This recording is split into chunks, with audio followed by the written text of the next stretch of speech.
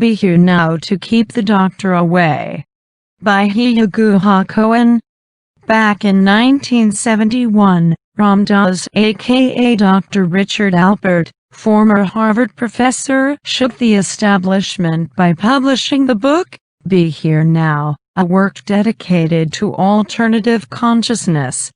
From a certain perspective, it seems ridiculous that people needed a book to tell them that they should be present in the moment, but the sad fact is that we humans tend to mentally be anywhere but here now. That's why Be Here Now still sells well, as does the similarly named bestseller by Eckhart Tolle, The Power of Now.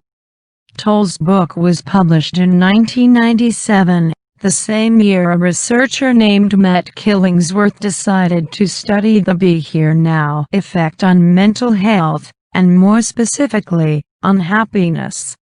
To measure how wandering minds impact individuals, Killingsworth developed a unique app for iPhones that ding periodically throughout the day to ask participants a series of questions. What are you doing right now? How are you feeling on a scale of 1 to 100? Are you thinking about something other than what you're doing? And what were you thinking about a moment ago? He enrolled over 15,000 participants aged 18 to 88 in 83 countries, and collected over 250,000 responses from these participants. When he collated the results, one thing became clear: wandering minds increase unhappiness. The study found that when people focus on the task or situation at hand, be it driving, doing dishes, or studying history, their happiness level is at the highest. In fact, the researchers found little correlation between the task being performed and the individual's happiness level. In other words, participants were nearly as happy when cleaning the house as when dining out. The variable was what they thought about when involved in each activity. Thoughts apparently count a whole lot more in determining happiness than the actual activities you do. As Killingsworth details, the nature of people's activities explained 4.6% of the within-person variance in happiness and 3.2% of the between-person variance in happiness, but mind-wandering explained 10.8% of within-person variance in happiness and 17.7% of between-person in happiness. While thinking upbeat thoughts does little to nothing to increase happiness, thinking anything other than the happiest thoughts undermines happiness to a significant degree. For instance, if you're commuting to work and you think about nothing other than the commute itself, you'll be happiest.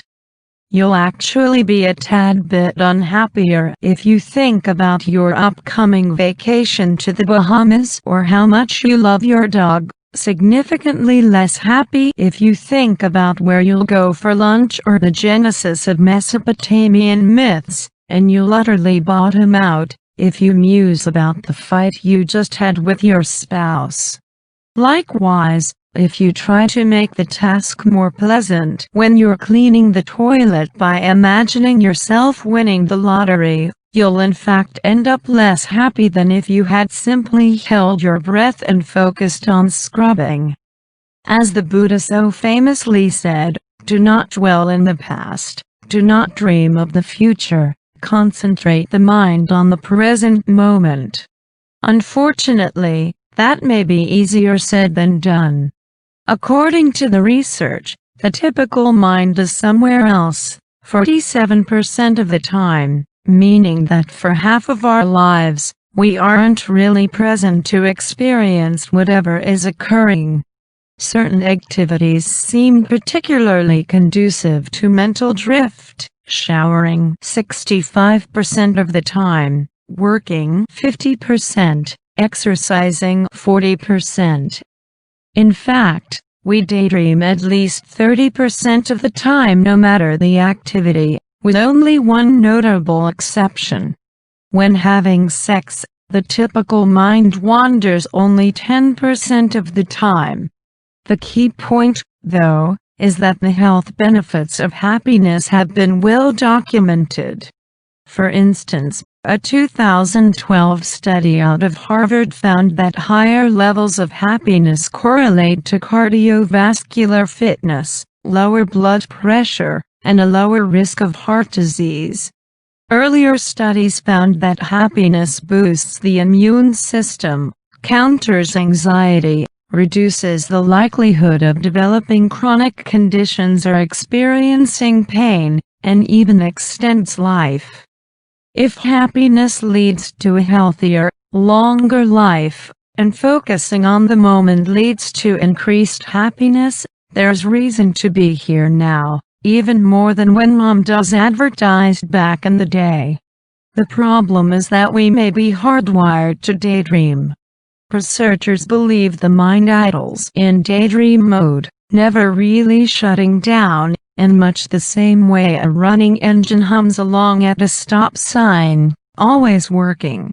Or to quote from the Bhagavad Gita 6:34, "Verily, the mind is unsteady, tumultuous, powerful, obstinate."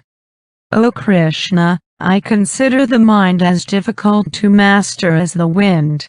That's why meditating is such a challenge for the average person. And yet, meditating is one of the best ways to learn to control wandering thoughts, to practice focusing. It certainly seems worth the effort to do so given the potential benefits.